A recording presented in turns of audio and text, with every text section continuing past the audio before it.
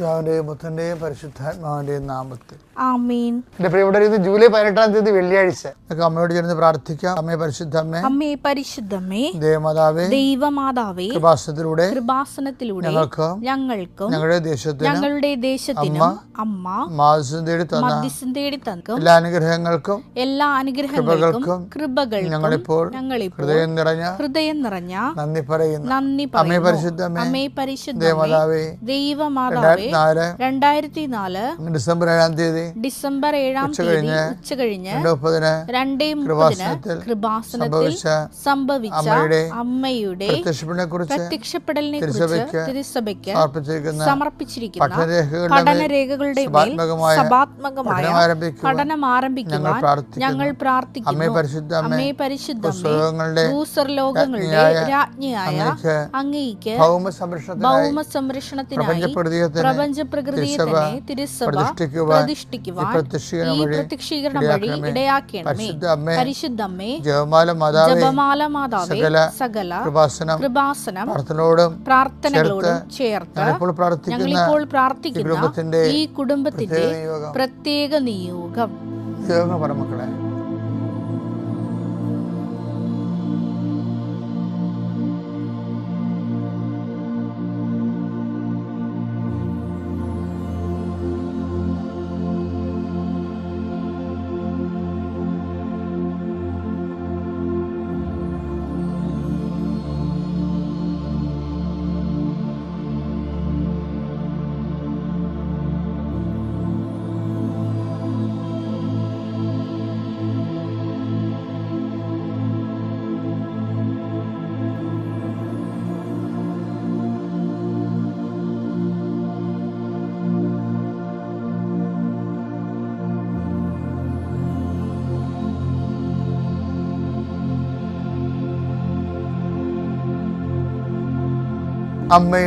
അമ്മയുടെ പ്രത്യക്ഷീകരണത്തിന്റെ അനുഗ്രഹവേളയിൽ ഞങ്ങൾക്ക് സാധിച്ചു തരുവാൻ കനിയണമേ.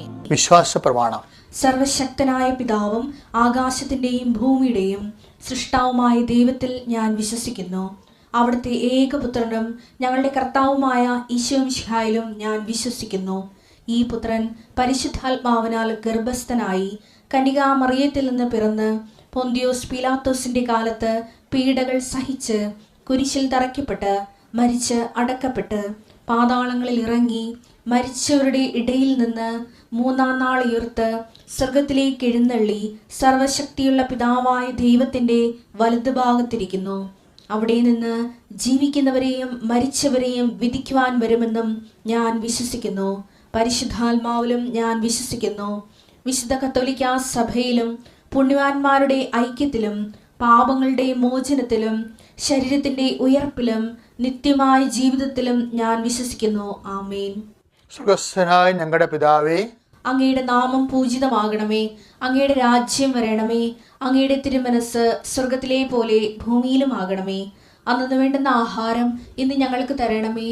ഞങ്ങളോട് തെറ്റ് ചെയ്യുന്നവരോട് ഞങ്ങൾ ക്ഷമിക്കുന്നത് പോലെ ഞങ്ങളുടെ തെറ്റുകൾ ഞങ്ങളോടും ക്ഷമിക്കണമേ.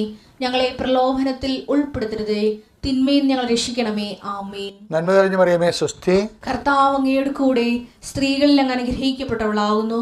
അങ്ങയുടെ ഉദരത്തിൻ ഫലമായി ഈശോ അനുഗ്രഹിക്കപ്പെട്ടവനാകുന്നു. പരിശുദ്ധ മറിയമേ, തമ്പുരാന്റെ അമ്മേ, പാപികളായ ഞങ്ങൾക്ക് വേണ്ടി ഇപ്പോഴും ഞങ്ങളുടെ മരണസമയത്തും തമ്പുരാനോട് അപേക്ഷിക്കണമേ. ആമേൻ. കർത്താവേ, നിന്റെ ഉന്നതമായ നാമത്തിന് സ്വസ്ഥം ചെയ്യുന്നു. ഈ നിമിഷം മുതൽ അങ്ങയുടെ ഞങ്ങൾ തിരിച്ച് ഇന്നത്തെ വിശ്രമത്തിലേക്ക് പ്രവേശിക്കുന്നവരെ കർത്താവെ, എല്ലാ മക്കളെയും, ഈ പ്രാർത്ഥനയിൽ പങ്കെടുക്കുന്ന എല്ലാ മക്കളെയും അങ്ങേക്ക് സമർപ്പിക്കുന്നു. ഈശോ, നിന്റെ വിശുദ്ധ പൗരോഹിത്യത്തെ മഹത്വപ്പെടുത്തണമേ എന്ന് പ്രാർത്ഥിക്കുന്നു. കർത്താവെ, സഭയിലുള്ള സാന്നിധ്യം പ്രകടമാക്കണമേ.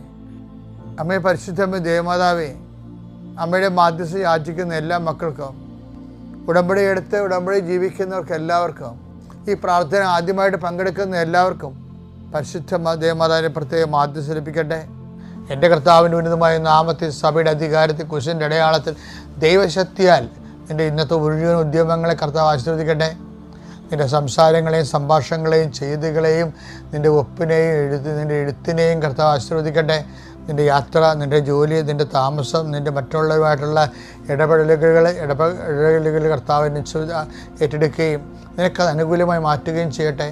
എൻ്റെ കർത്താവിനുമായ നാമത്തിൽ ഉന്നതമായ വിദ്യാഭ്യാസത്തിന് വേണ്ടി, ഉന്നതമായ ജീവിതത്തിന് വേണ്ടി ഉള്ള നിൻ്റെ പരിശ്രമങ്ങളിൽ നിൻ്റെ കഴിവുകൾ നീ തിരിച്ചറിയുകയും ദൈവത്തെ നീ ആശ്രയിക്കുകയും കർത്താവിൻ്റെ ചൈതന്യം നിന്നെ ആവശ്യിക്കുകയും നീ ഉന്നതമായ മേഖലകളിൽ നിനക്കുള്ള തടസ്സങ്ങളെ ഈ ഒറ്റ പ്രാർത്ഥനകൾ നീങ്ങിപ്പോവുകയും ചെയ്യട്ടെ. എൻ്റെ കർത്താവിനുമായ നാമത്തിൽ സഭയുടെ അധികാരത്തെ കുരിശിൻ്റെ അടയാളത്തിൽ ദൈവത്തിൻ്റെ ശക്തിയാൽ നീ ഇന്നേ ദിവസം കർത്താവിൻ്റെ നാമത്തെ ആശീർവദിക്കപ്പെടട്ടെ. എല്ലാ കാലത്തും why should I hear your prayer എന്നുള്ളതിന് നമുക്ക് നമ്മുടെ പ്രായത്തിനൊത്ത് മറുപടി പറയണം. അല്ല 2 വയസ്സിൽ 5 വയസ്സിൽ ദൈവൻ്റെ പിതാവാണ്, ഞാൻ കുഞ്ഞാണെന്നൊക്കെ പറഞ്ഞത്, അല്ല 5 വയസ്സ് അതിൻ്റെ കിൻഡർഗാർട്ടൻ സ്റ്റൈലിൽ ആദ്യകാലങ്ങളിൽ ദൈവാനുഭവത്തിന് ആദ്യകാലം പറയാം. പക്ഷെ മുതിർന്ന അത് പറയാൻ പറ്റത്തില്ല. എന്താ കാര്യം? അതിൻ്റെ കാരണം എന്ന് പറയുന്നത് നമ്മുടെ ആധ്യാത്മിക സ്വയം പര്യാപ്തത എന്ന് പറയുന്ന സംഭവമുണ്ട്. Self sufficiency, spiritual self sufficiency. ഞാനിപ്പോൾ നിങ്ങളോട് സംസാരിക്കുന്നത് സ്പിരിച്വൽ സെൽഫ് സഫീഷ്യൻസിയെ കുറിച്ചാണ്. അത് ഒരു പ്രധാനപ്പെട്ട വിഷയമാണ്. ഈ സെൽഫ് സഫീഷ്യൻസി ഇല്ലാത്ത ഒരാൾ വന്നിട്ട് ഈശോ എടുത്ത് പപ്പ ജപ അടിക്കണുണ്ടല്ലേ? ആരാണത്? സെഞ്ചൂറിയൻ. ആ സെഞ്ചൂറിയൻ്റെ അടുത്ത് ലുക്ക 7:7 അങ്ങയെ നേരിട്ട് സമീപിക്കാൻ പോലും കണ്ട അയാൾ ഹീസ് നോട്ട് സ്പിരിച്വലി സഫീഷ്യൻറ്റ്. എന്താ അയാളെ പറഞ്ഞു? സെഞ്ചൂറിയൻ ശതാബ്ദം എന്താ പറഞ്ഞത് ഈശോനെ കുറിച്ച്? അങ്ങയെ നേരിട്ട് സമീപിക്കാൻ പോലും എനിക്ക് യോഗ്യതയില്ല എന്ന് 40, 50, 60, 55 വയസ്സുണ്ട്. ക്രോണോളജിക്കലി അയാൾക്ക് നല്ല വയസ്സുണ്ട്. പക്ഷേ അയാൾ ഈശോനെ നേരിട്ട് കമ്മ്യൂണിക്കേഷൻ പറ്റണില്ല അയാൾക്ക്. അയാളത് നേരിട്ട് പക്ഷെ പാവപ്പെട്ടവൻ തുടർന്ന് പറഞ്ഞു, അങ്ങയെ നേരിട്ട് സമീപിക്കാൻ പോലും എനിക്ക് യോഗ്യതയില്ലെന്ന് ഞാൻ വിചാരിച്ചു. അതാണ് വിഷയം. അപ്പം അതുകൊണ്ട് ആരോട് പറഞ്ഞ് അയാൾ എന്താ ചെയ്യണത്? അയാൾ യഹൂദ പ്രമാണിമാരോട് പറഞ്ഞു. യഹൂദ പ്രമാണിമാരാണ് ഈശോനോട് അയാളെക്കുറിച്ച് പറയണത്, ഇൻട്രൊഡ്യൂസ് ചെയ്യണം. ലുക്ക 7:3 ശതാധിപൻ യേശുവിനെ കുറിച്ച് കേട്ട് തന്റെ ഭൃത്യനെ സുഖപ്പെടുത്തണമെന്ന് അപേക്ഷിക്കാൻ ചില യഹൂദ പ്രമാണികളെ അവന്റെ അടുത്ത് അയച്ചു. അപ്പൊ ചില യഹൂദ പ്രമാണികളെ, പുള്ളിക്കാരന് ഒരു സ്പിരിച്വൽ സഫീഷ്യൻസി ഇല്ല, സെൽഫ് സഫീഷ്യൻസി ഇല്ല, ആധ്യാത്മികമായിട്ടുള്ള ഒരു യോഗ്യതയില്ല. അതുകൊണ്ട് അയാൾ വേറെ ഒരാളെ ചട്ടം കിട്ടുകയും അവർ വന്ന് എന്താ പറയണമെന്ന് വെക്കേ, അവർ വന്ന് ഈശ്വരനോട് അയാളെ ഇൻട്രൊഡ്യൂസ് ചെയ്യണ ഭാഗമുണ്ട്. ലുക്ക 7:4-5 അവർ യേശുവിന്റെ അടുത്ത് വന്ന് കേണപേക്ഷിച്ച് പറഞ്ഞു. അവരും വന്നിട്ട് കേണപേക്ഷിക്കണം കേട്ടാ, നേരെ ഒന്നും പറയണില്ല. പറഞ്ഞു, നീ ഇത് ചെയ്തു കൊടുക്കാൻ അവൻ അർഹനാണ്. സെഞ്ചൂറിയൻ ശതാധിപൻ അർഹനാണെന്ന്. എന്തെന്നാൽ അവൻ നമ്മുടെ ജനത്തെ സ്നേഹിക്കുന്നു. അവൻ നമ്മുടെ ജനത്തെ സ്നേഹിക്കുന്നു. നമുക്കൊരു സിനഗോഗ് പണിയിച്ചു തരികയും ചെയ്തിട്ടുണ്ട്. അത് ഞാൻ ഒഴിവാക്കരുത്. കേണപേക്ഷിക്കണ ആ യഹൂദ പ്രമാണികൾ നല്ലവരാണ്. കേണപേക്ഷിക്കണമെന്ന് വെച്ച് കഴിഞ്ഞാൽ എന്തെങ്കിലും കാരണവശാൽ ഒഴിവാക്കപ്പെടാതിരിക്കാനാണ് കേണപേക്ഷിക്കണത്. എന്നിട്ട് കാര്യം പറയും. അതെന്താണ്? ആ ശതാധിപൻ്റെ ഒരു ആസ്തി ഭദ്രത എന്ന് പറയും. അയാൾ ദൈവത്തിൻ്റെ സന്നിധി സമ്പന്ന. Why should I hear your prayer? ഈ പ്രശ്നം തന്നെ നമുക്ക് മുന്നത്.